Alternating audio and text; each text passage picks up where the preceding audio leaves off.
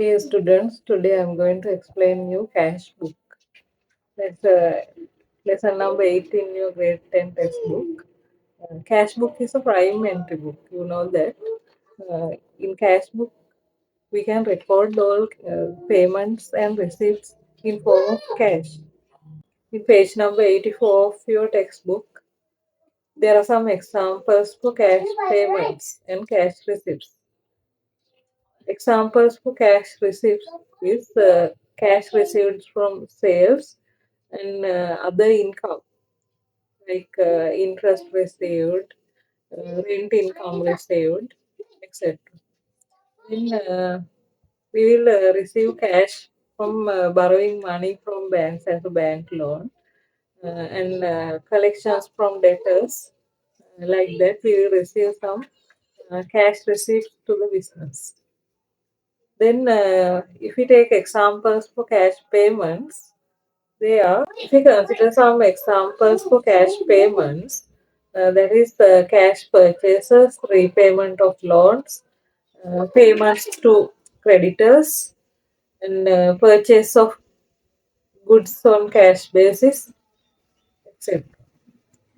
Those transactions, we will use these transactions to record in cash book as a private book. Before we post them to the ledger. And the first time we will record these payments in a prime entry book, uh, cash book. Then we will see what are the source documents we are going to use in this prime entry book or cash book. For receipts, when businesses receive money from different sources, businesses should issue a receipt. That is the source document for receipt side of the cash book.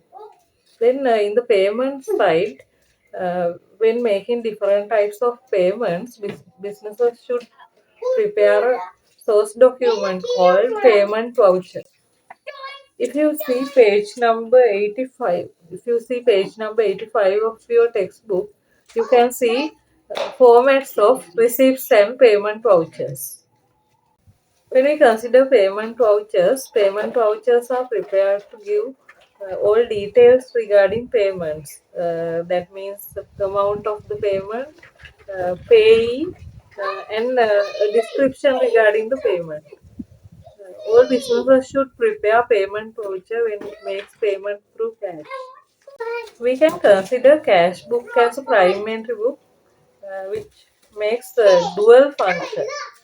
Dual function means the cash book plays a role of a prime entry book. That means when we make cash payments as well as when we will receive money from cash, and when we receive money for the business, uh, it will be recorded at the first time in the cash book as a prime entry book. Then the second function is cash book will place the role of a ledger account. That means cash receipts. We have to record it in the debit side of the cash book, and when we make cash payments, we will record that in the credit side of a cash book.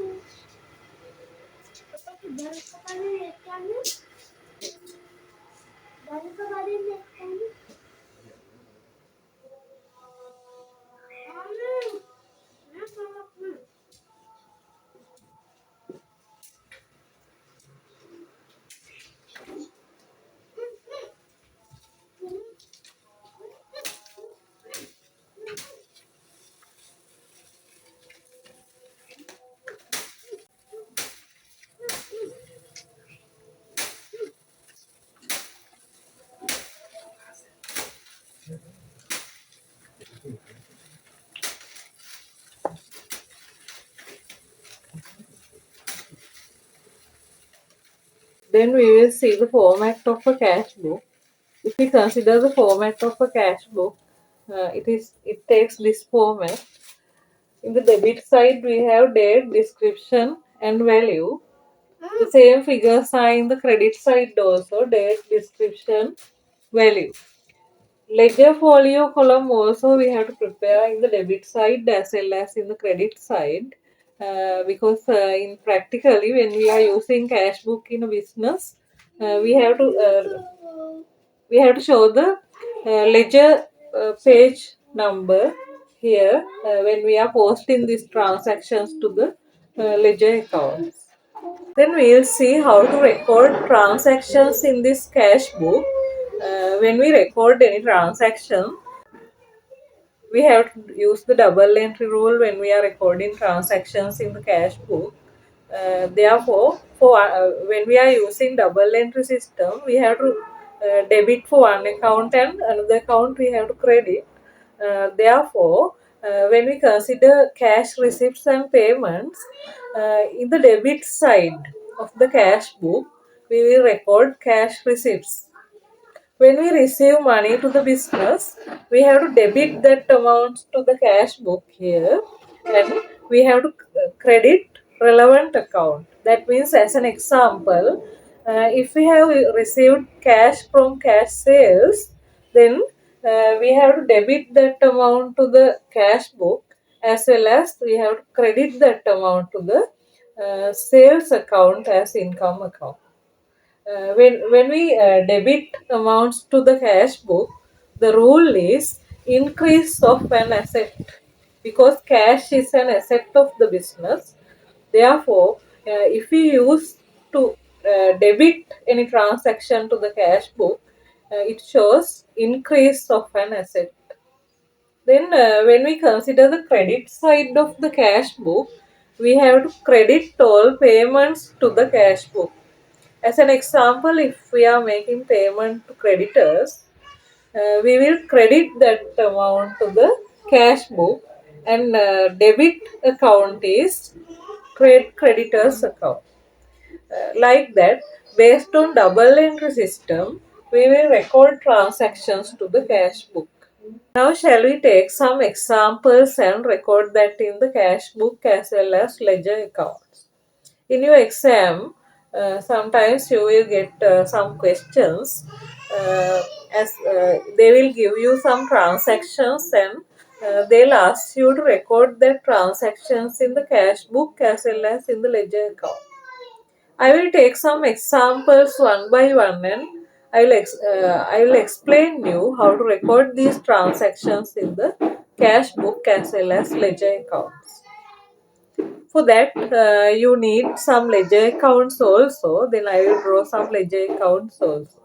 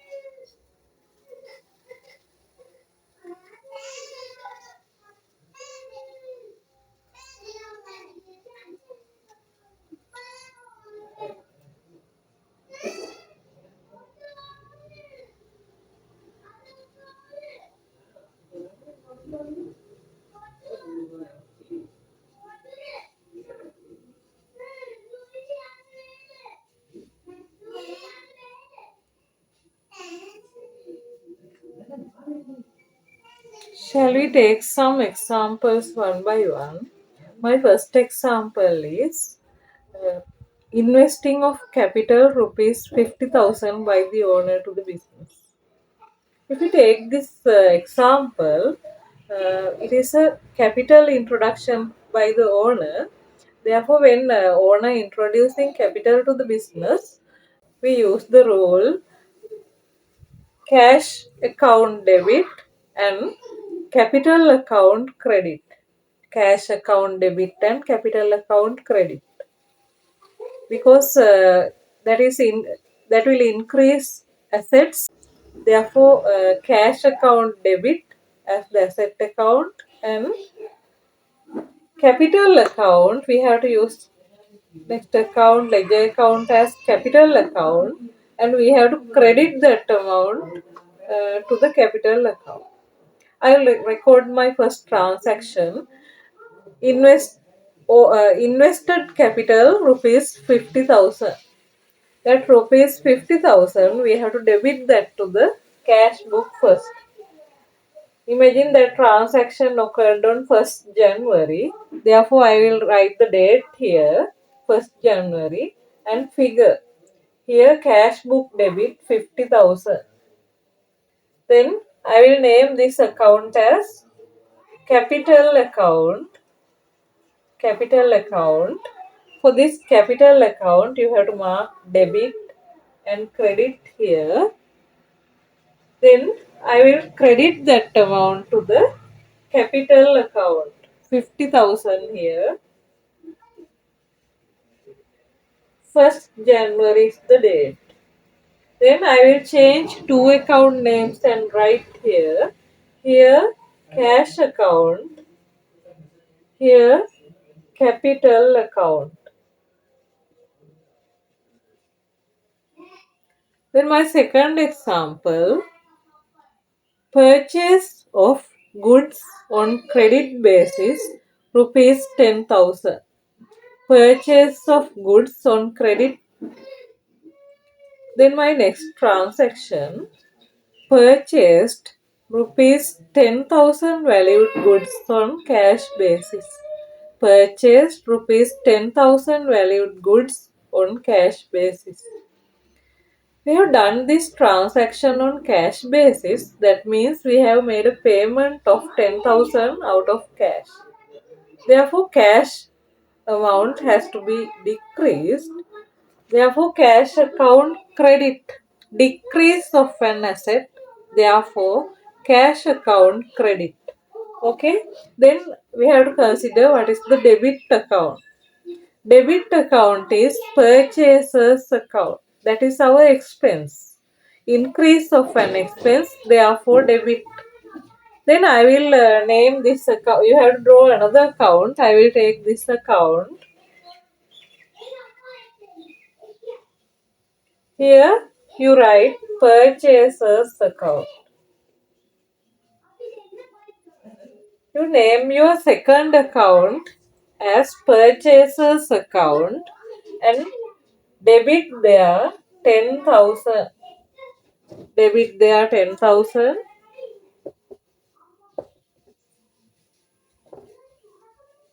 Date of the transaction. Imagine the date of this transaction is 10th January.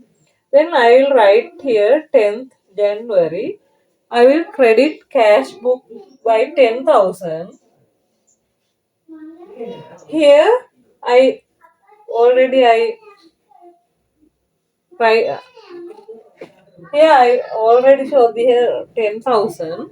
Here I already written 10,000. Here I wrote 10,000 and I will put date here 10th January. You have to write here cash account. You have to change two account names.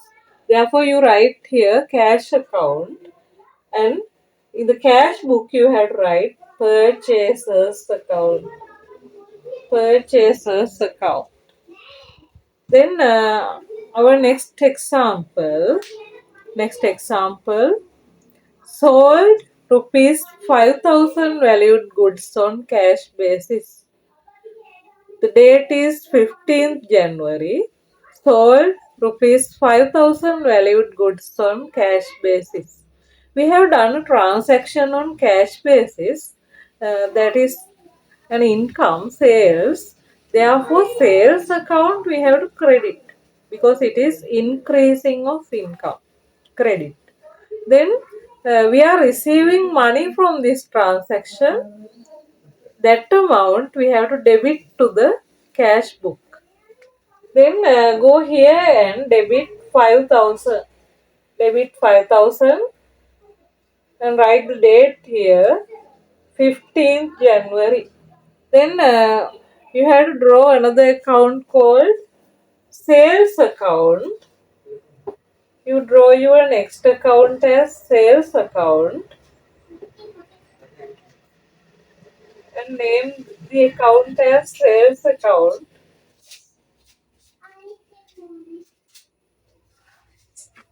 We debited here 5,000 to the cash book, and sales account you have to credit 5,000. I will credit here 5,000. The date is 15th January. You write here cash account, and here you have to write sales account. Now we have recorded rupees 5,000 valued cash sales. Then I will take my next transaction. Payment of electricity expenses rupees 2,000. Payment of electricity expenses rupees 2,000 on 20th January.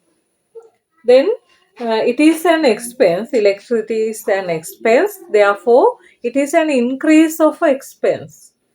Increase of expense means it is a debit. Then we have paid money out of our cash balance. Cash amount will decrease. That means decrease of an asset.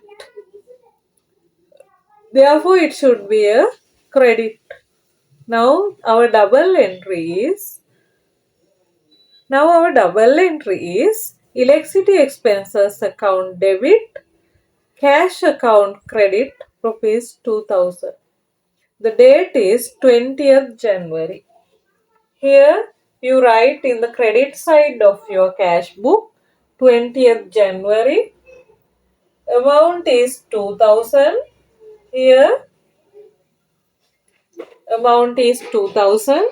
Now you have to draw another account called electricity expenses account. I will use the same account. You have to draw another account.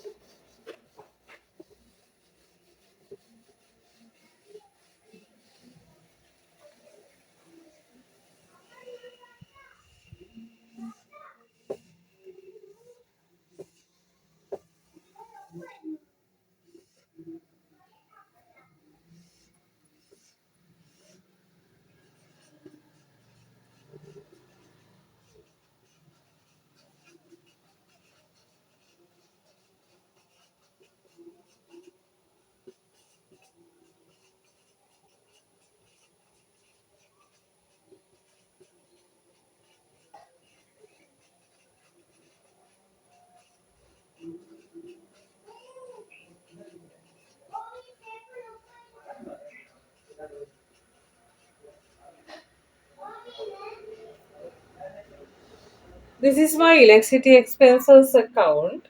I will debit here 2,000. You debit here 2,000 in the electricity expenses account. Date is 20th January. Here also date is 20th January. Now change two account names and write here electricity expenses. Then here cash account. Cash account. By using the same way, you can record any transaction to this cash book, and at the same time you can post these transactions to the ledger.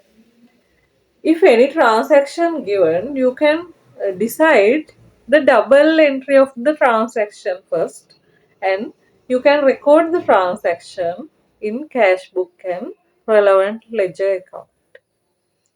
I will take my last example. Received a loan of rupees 20,000 from the bank. Received a loan rupees 20,000 from the bank. We have received a loan means it will increase liabilities. Our liability is bank loan. Therefore, bank loan account we have to credit increase of a liability. We are receiving money to the business. Therefore, cash balance will go up. Therefore, cash account we have to debit increase of an asset. Our double entry for that transaction is Cash account debit, bank loan account credit. Now shall we record that transaction also? Here, I will take the date as 25th January. Therefore, in the debit side of this cash book, I will write 25th January, and the figure of the bank loan is 20,000. I will debit here 20,000, and uh, we have to draw another account called bank loan account. You draw another account and name it as bank loan account.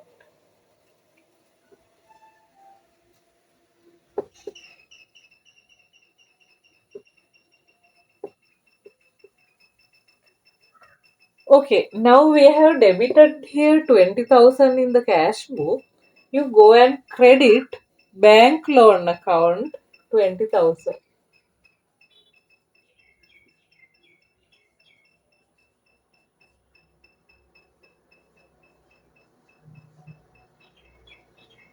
Date is 25th January. Now you change two account names and write here bank loan account, here cash account. We have recorded some transactions in the cash book. I will show you how to balance this cash book. You have to learn how to balance a ledger account. Therefore, I will teach you how to balance this cash book.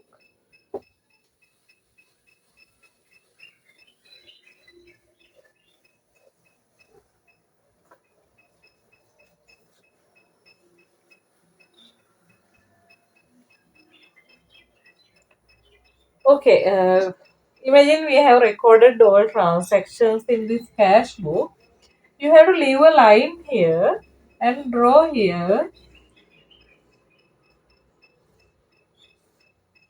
Draw here the total with double lines, and you have to see which side is more. Here we can see 50,000 and 20,000. Therefore, we know this column takes higher value. Please take the total here. Three zeros, 5, 75,000. I got the total of 75,000 here. You can also check whether it is correct. Then to balance this account, this is the debit side. I will go to the credit side and write the same figure here. Here also 75,000. Now here 10,000 and 2,000 is there. Then we have to see the difference of this side. If I draw a square here, you have to get the balancing figure here. That means the difference between 75,000 and the total of these two figures. Then you can get the difference here. We will consider it as the balance of this account. I will get the difference here. Three zeros here. Here 2. Therefore, for the blank, I will take 3. Then 1 here. Therefore, 6. 63,000. 63,000 is the balance of this account. Normally, we have to get the balance in the end of the year, but practically we will get questions for 1 month time. If you get a question for whole year, you have to get the balance at 31st December. But here we got this sum for the month of January. I will write here 31st January. 31st January.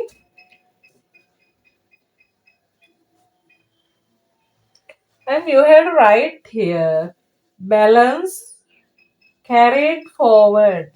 If we get a particular balance at the end of a month, we have to take this value to next month. That means this is 31st January. 1st January we have same balance in this cash account. Therefore, you you transfer this balance to the debit side, because here debit side is more. That means we have the balance in the debit side. You write here same 63,000, and you have to write the date also here. We got this balance at 31st March. We got this balance at 31st January. We know that 1st of February we have the same balance. You write here 1st February balance brought forward. We we brought this balance forward.